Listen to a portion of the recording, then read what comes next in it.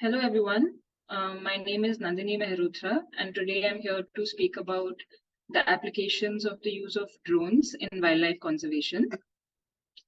So before we get started, a quick introduction to myself and the organization that I work for. So I presently work as Program Manager at Technology for Wildlife Foundation. Our mission is to amplify conservation impact through the appropriate use of modern technology. So how we do this is through the use of spatial intelligence and robot operations. So we combine collection of spatial data through handheld devices, um, satellites, as well as aerial and underwater drones. And we combine that with GIS skills to understand more about wildlife and the habitat that they use. We work in collaboration with practitioners and researchers to find impactful projects that we use these skills to amplify conservation impact. So today we're trying to understand more about the use of UAVs for wildlife conservation. So what the session will look like today is I will briefly introduce what are UAVs. Then we'll talk about why should we use them for wildlife conservation. Then we look at when not to use them for wildlife conservation. We'll then look at all the things one must consider when using this technology for the purpose of research or conservation.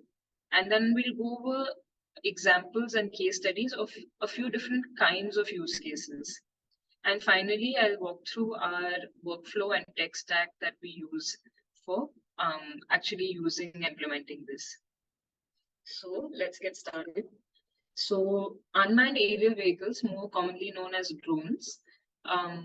Most people may be familiar with this, but still I want to elaborate that they are basically robots that are aerial. So they move in like above ground. They generally include a camera as well as any other sensor that that particular device might come in. Some have thermal imaging, for example.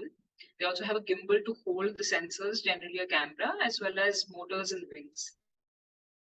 So there are many different kinds of drones, but what you're seeing on the screen right now is called a quadcopter, which means it has 4 rotors, and that's one of the most common and widely used variety. There are many others, but today we are going to be restricted to speaking about this, which is more accessible, usable in the country at present.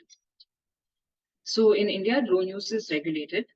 There's an updated drone policy from 2021, and there are permissions and restrictions based on the use, based on the weight and size of the drone. There's also a platform called Digital Sky, which marks the areas that one is allowed to fly in, areas that are off limits, and areas that have restricted flights allowed there. So before one chooses to do any drone flights, please do go through the appropriate procedures before you start flying. So in our context, in terms of wildlife conservation, I just wanted to talk about why should we even look at drones for conservation. It's a relatively new tech in a much older field. So a few reasons that we found that this is a useful tech to include for conservation is that in places that are very difficult terrain or environment, it can drastically reduce the effort and the risk while doing field work. So this could be areas that are very treacherous to walk or inaccessible to get to, or it could be areas that have a lot of physical strain involved, for example, in very high altitudes. So in this case, using a robot can drastically make the whole process of data collection safer. So this is one major reason to include it. And the second is to get access to inaccessible areas. No matter what we say about transects, but all of our study designs are also restricted by what is humanly accessible to us. So the other use case for this is that it allows us to study areas that might not be physically accessible to us. So we're able to expand our study area. The third use case could be if it makes your field data collection more efficient. This is not always the case, but in certain situations, it makes the collection process more efficient, which means that it might reduce the time in the field, it might reduce the cost, as well as it might streamline the data collection and processing part, which is important in a field like wildlife conservation, where any resources saved can then be redirected into other areas and used for conservation there. So if anything can be made more efficient, then this is then it's an appropriate use of the technology. And finally, it might expand the knowledge that we have. We collect data using existing field and technology methods. We already have many acoustic camera trap and a variety of methods. And this is just another way to add another layer of knowledge. So for example, if something is not currently possible to capture from existing methods, and drones allow us to understand more about that area or about that species, then again, it would be considered an appropriate use of the technology for conservation. So these are some of the reasons why we would want to include it in our toolkit of devices for wildlife conservation. However, while it can be very useful, it's definitely not okay to assume that it's always useful, and we definitely don't believe that that's the case. So it should only be used when it's meaningful, and some of the factors, these are not all the factors, but some of the factors to consider before you decide whether or not to use drones are listed below to see whether or not it's the appropriate tech to use. So the first thing to consider is the area. Is the area like appropriate for the use of this tech? If it's a very, very small area, it might be possible that walking on foot using handheld devices might be able to capture what is needed. If it's a very large area along the whole coast of a country or even larger, then it's not the most appropriate, cost-effective or energy time-effective tech to use. Then we would use something at a bigger scale, for example, satellite data. So we want to be very sure, depending on the purpose of the project, that the area is feasible for how much time it's going to take to map an area as well as process the data. The second is canopy cover. Drones are good at getting canopy cover, but if you have a drone with an RGB camera, which is just a visual camera, red, green, blue visual camera, then trying to get information from under the canopy, that is not an appropriate use of the technology. I mean, one could use it, but it's not going to deliver the kind of results for this. If you're trying to track an animal under the canopy, then one might have to consider the use of thermal drones. Or if you're trying to look at key species below canopy cover, one might have to consider the use of LiDAR. But using regular RGB camera or a drone, if you're trying to study something under a canopy, that is not useful to use a regular drone. The second is that the behavior of the species that you're studying is important to decide whether or not you should use a drone. There are some species that stay present on the surface of the land or water that you are studying, and are, say, not disturbed by the sound or visuals of the drone. These are great species to study, but this is not the case for all species.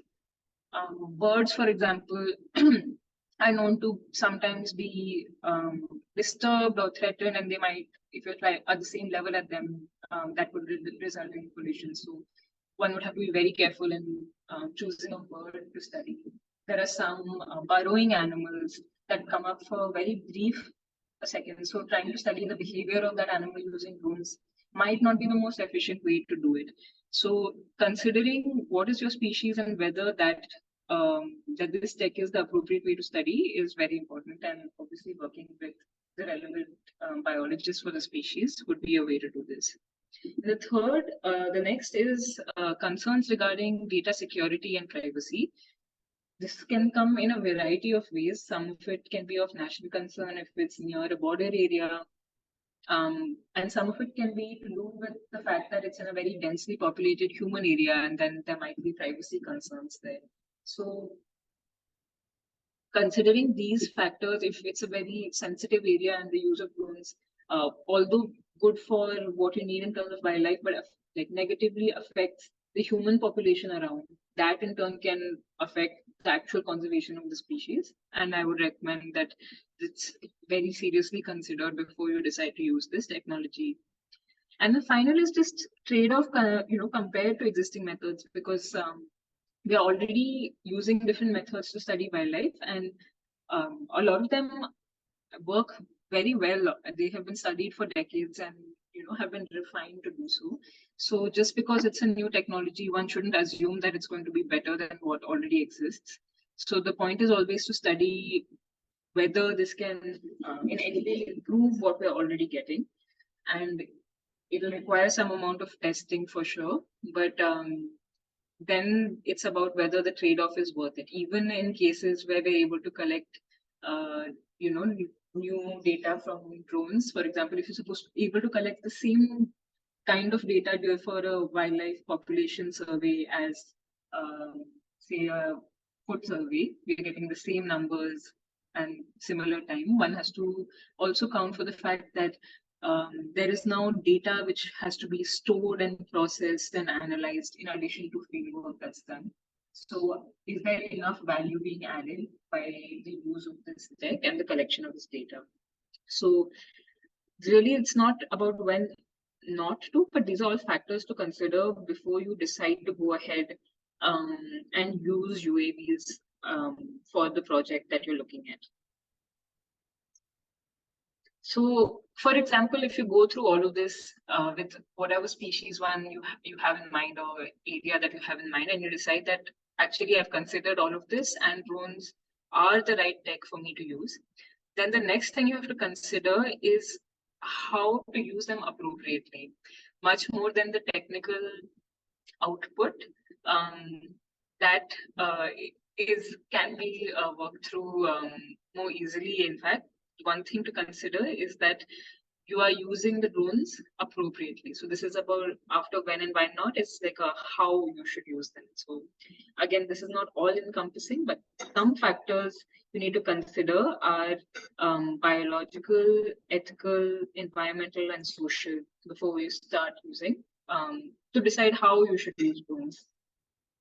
So I'm putting biological factors first because if we're speaking about wildlife conservation and we are insensitive to the species that we're studying, then that completely undermines the purpose of the use of the tech.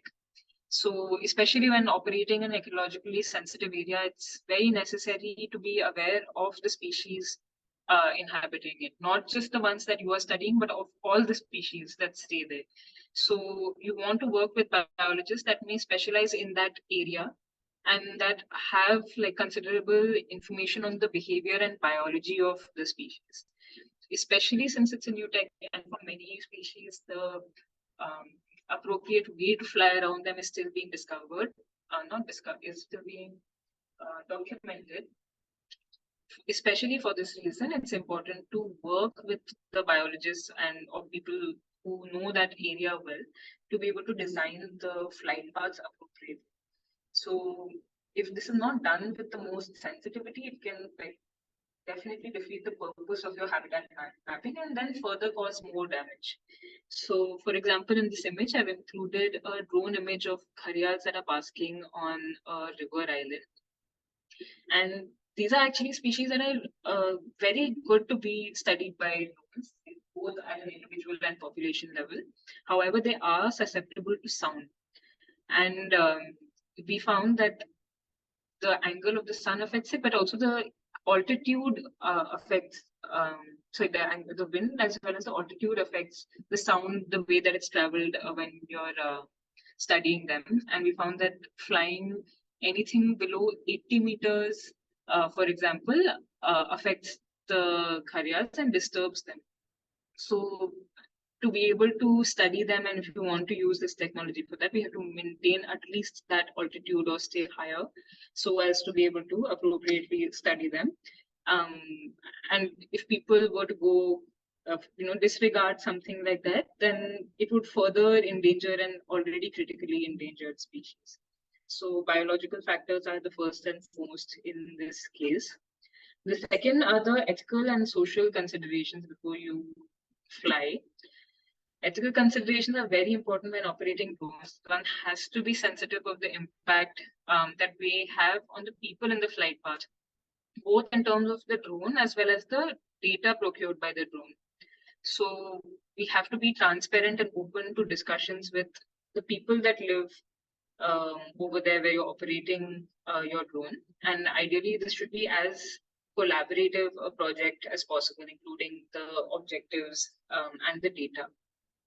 So we have to keep in mind that there are both intended and unintended outcomes from the use of drones here.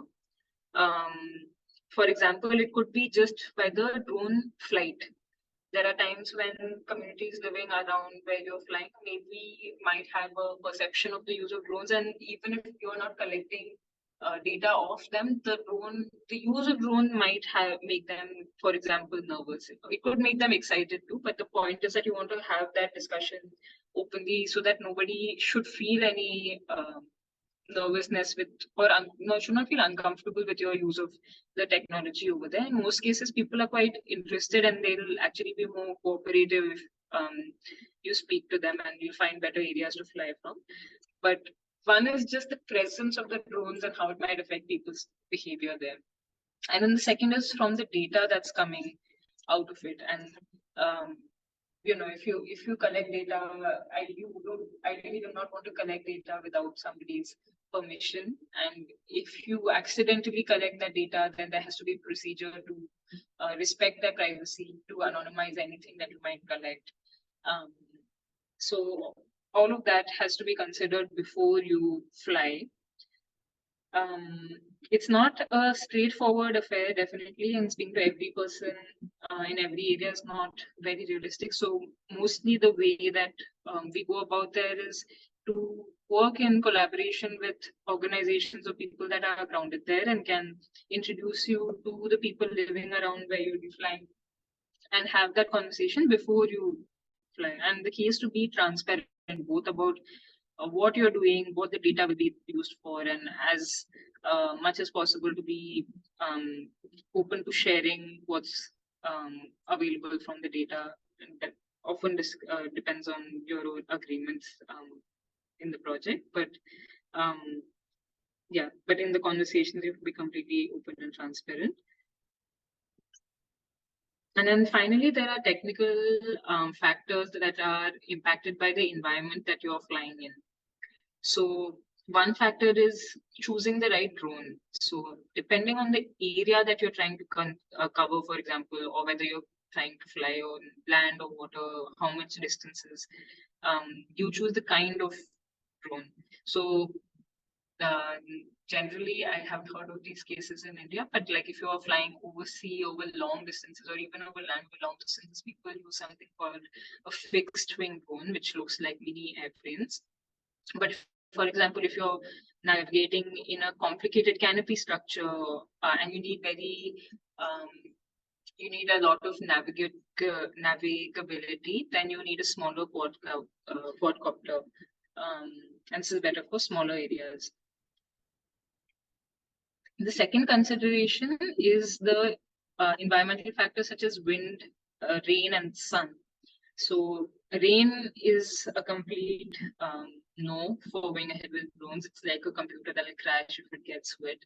So if there's any rain or chance of rain, then you don't take off. The wind is a major determinant in terms of whether you'll be able to fly and also what speed and direction you can fly. And then the sun determines a lot of how the quality of the data.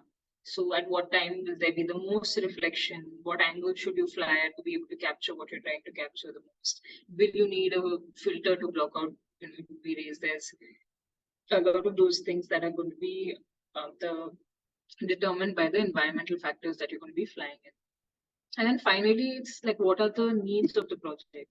Are you just trying to get a visual of it or are you trying to make a map out of it? Are you trying to make a 3D model out of it?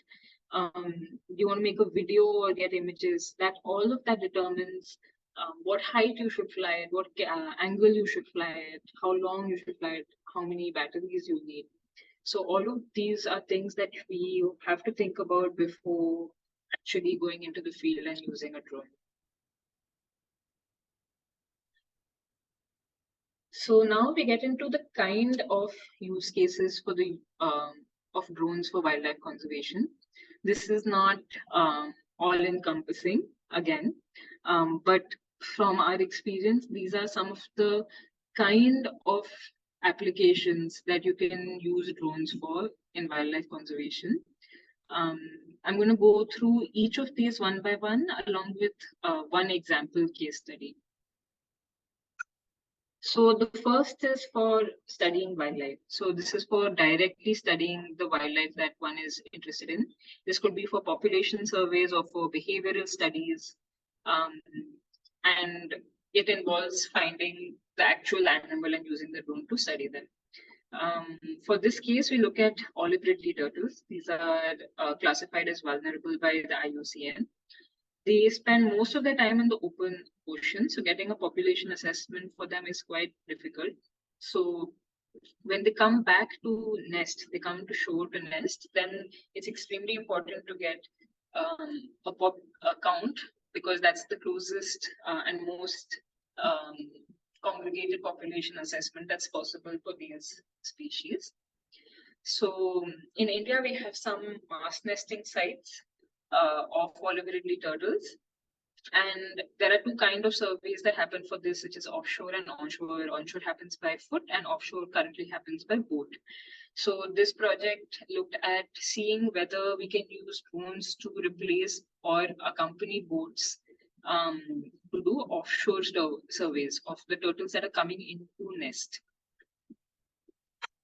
So the first thing I want to see is whether it's even possible, right? So we have to take the drone to see, is it possible to visually document this species using this technology? And we were very happy to find that it's true. And then, like we discussed, to find that it's possible, and like we discussed, we then had to see sensitivity to sound and all of that. And we found that they are a good species where you can study them at a height without disturbing them, and all of those factors needed in terms of distance maintained to them, and also what is the maximum height that they're visible in. All of that was determined using the first test. So first we found that they're visible and not disturbed as long as you maintain a minimum altitude. And then the second we want to see is, because they were trying to see if we can do a population assessment, is how far up can we go, and they're still visible. So what look like tiny specks on the screen right now are actually turtles, and when they're zoomed in and dissected, it can be confirmed that they're turtles. So one can go as high as 100 meters and still be able to confidently distinguish them as turtles. And so for being able to get a population assessment, being able to cover a larger area is more important. So this is what designing the survey looked like. We then work with scientists who study these species and have been doing these population surveys using boats for many years. And they do these tabletop shaped survey designs of the coast. So we wanted to use drones to replicate the similar design to see, okay, are we able to capture similar or better information? And what's the difference in terms of time and data processing if we do this? So we designed our flight paths to be identical to the both surveys. And then we finally had outputs that showed the whole survey as you would see from the drone in that pattern, as well as the altitude, speed, and the occurrence of the species. And these were useful because then now the scientists have this documented to count and get population assessments. We found that this was an appropriate use of the technology for studying these species. The second kind of use case I want to discuss is habitat mapping. So this includes studying remote habitats to understand more about a species or simply about a sensitive ecosystem that we want to know more about. Drones are really good devices if used appropriately for this. because not only do they help us get a visual sense of the area, but they also help us develop other outputs such as maps and models to expand our knowledge of the habitat. So in this case, we look at pika and marmot burrows in Ladakh. So pikas and marmots are small mammals and squirrels that live in high altitudes.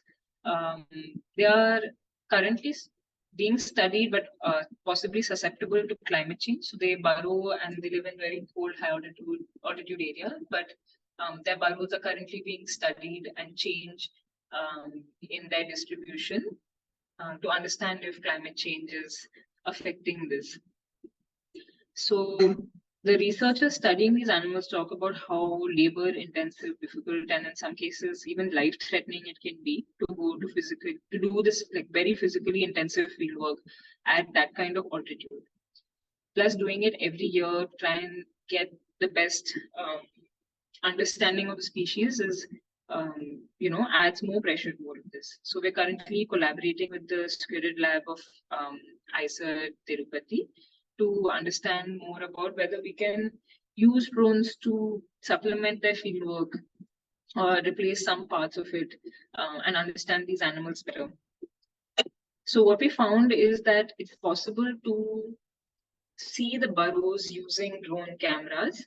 If you look carefully, then you'll see that the image is plattered with burrows, and I'm not sure if it's visible here, but actually you can see that the burrows are of different sizes as well.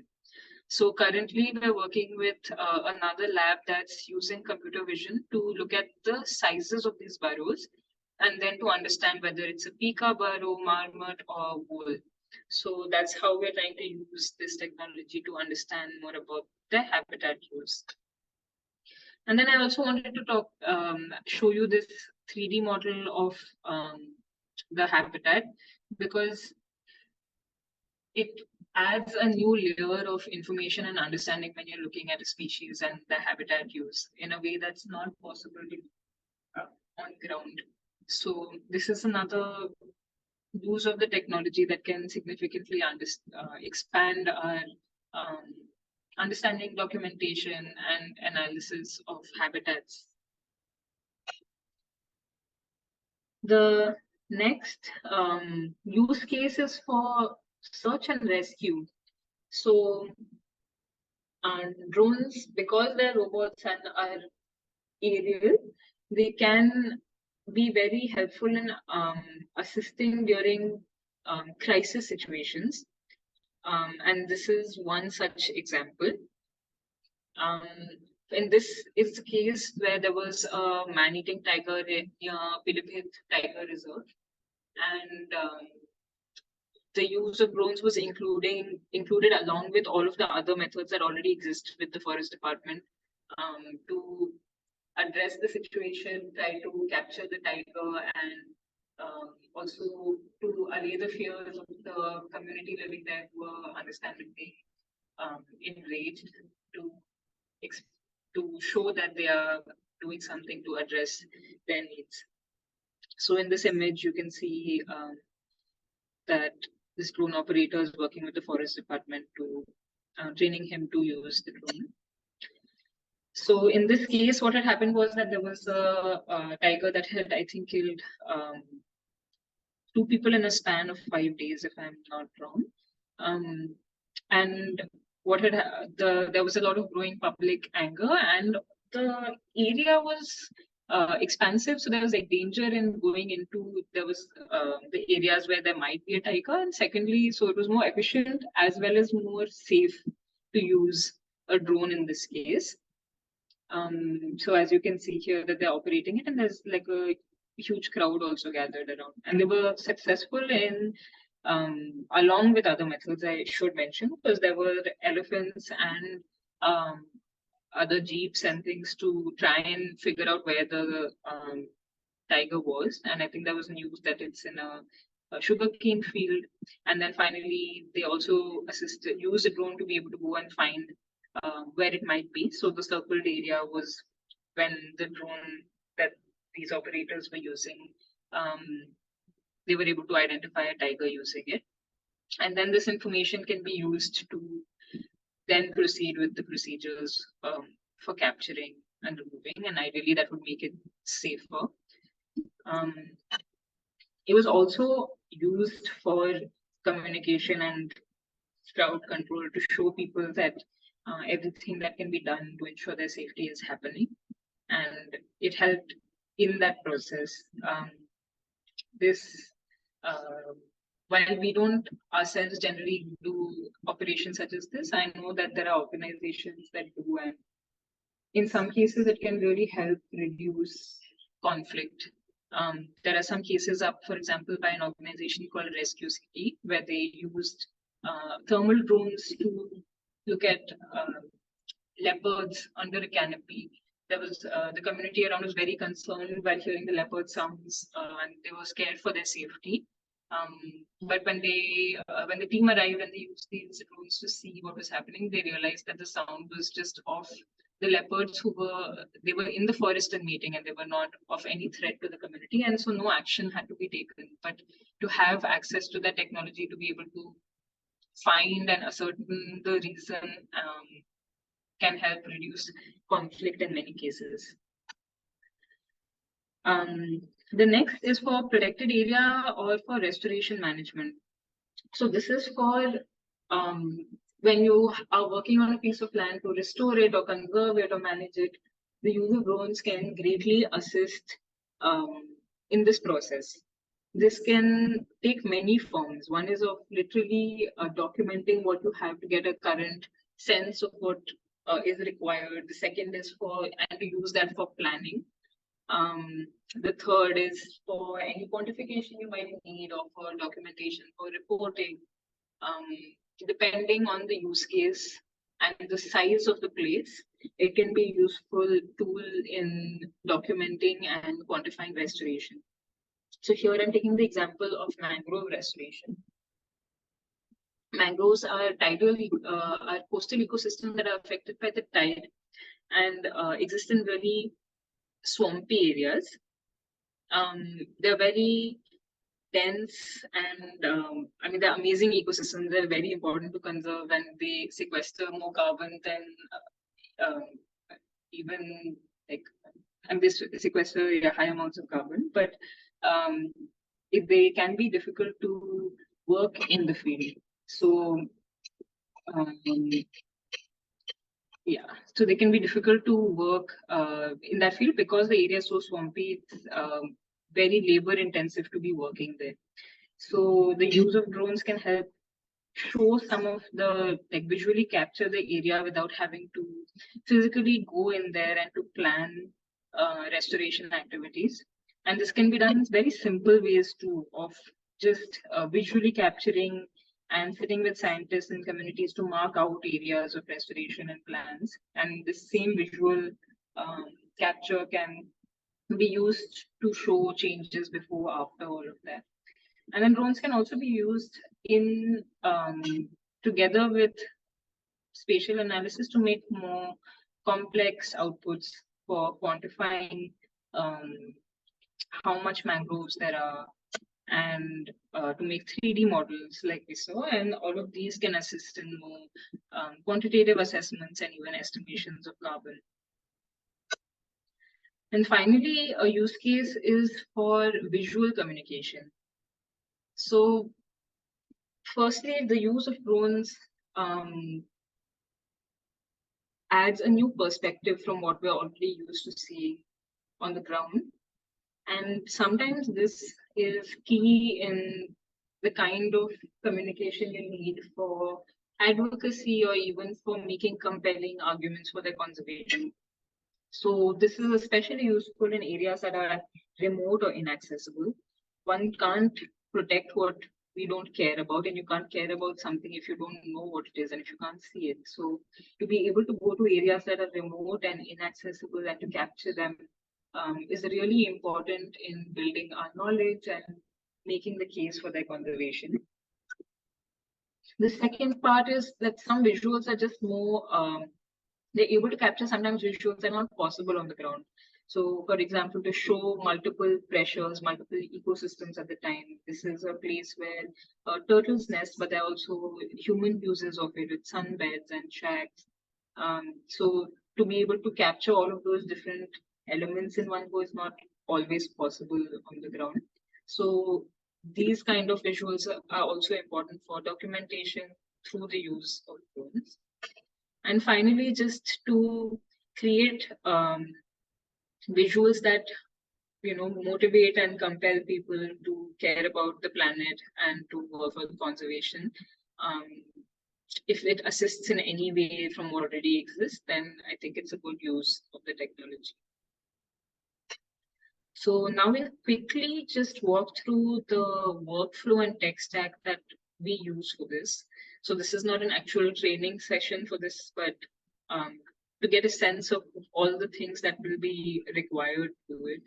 So the very first is that you need you need a device, a drone, and you need a software to fly it. So this can look at, I mean, this comes in many forms actually, I mean, and depends on where you're flying, which country, what budget, all of those things. But DJI Go Fly, if you're using a DJI drone, if you're using an Indian-made drone, that it will have its own app. That is the first step. So although here it says DJI, it depends on what the make of the drone is, and that software will be required for launching the drone. The second is a mapping software. So this, since we are assuming the drone is going to be used for spatial purposes and to create outputs for conservation, the flight paths themselves have to be planned. It can't just be flown in any way. And for that, you need softwares to map the flight paths in before. So plan the flight paths. So again, these are always expanding options, but there are two options here. One which is paid, Pix4D, and one which is open and free, which is Lychee. And both of these can be used to plan everything from the length of the duration of the flight, the height, the angle, the turns, the camera settings. All of this can be pre-programmed using these softwares. And yeah, and you have to actually pre-program when you're trying to get efficient outputs. Unless it's just collection for visual information, all of this has to be designed and done in advance. And then all of these images come with GPS locations embedded in the images, and they can be stitched together into an orthomosaic or a map. And WebODM, which is Web Open Drone Maps, is a software which is open and free to all. And this is a good platform to be able to stitch all of this together. So from the images to a collated map or model, WebODM is the right way to do it. And from there, we import it into, although here it says ArcGIS Pro, this can be any mapping software that one uses, ArcGIS or QGIS generally. And so once the data has been processed into a geotagged image, then all of that can be taken into an orthomosaic, it can be taken into mapping software such as ArcGIS, ArcMap, or QGIS. So that's the flow of collecting and processing the drone data. So I hope this provides some insight into how we use drones for conservation and how it could possibly be used, some things to consider while doing it. And I hope it's useful. Thank you.